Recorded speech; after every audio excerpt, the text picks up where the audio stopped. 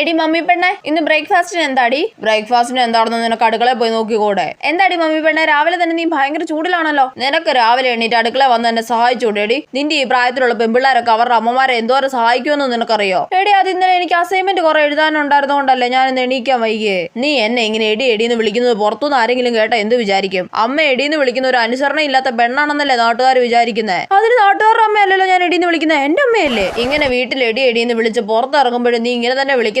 എടി പെണ്ണെ, ഞാൻ പുറത്തുനിന്ന് അങ്ങനെയൊന്നും വിളിക്കത്തില്ല. എന്തൊരു കഷ്ടമായത്, സ്നേഹത്തോടെ എടീന്ന് വിളിക്കാനും പറ്റത്തില്ലേ? പറഞ്ഞ അനുസരിക്കത്തില്ല, പിന്നെ ഞാനെന്ത് പറയാനാ?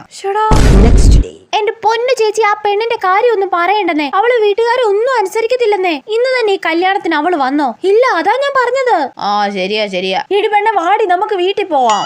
മോളെന്താ എടീന്ന് ചേച്ചി വിളിച്ചേ? ഉയ്യ, അതാണ്ടി ഞാൻ പാട്ട് പാടിയത്. എടി പെണ്ണെ, ഫ്രീക്ക് പെണ്ണെ, എന്നോട് കൂടെ പാടടി പെണ്ണെ. ഓ അങ്ങനെ, ഞാൻ അപ്പോഴേ പറഞ്ഞതാ.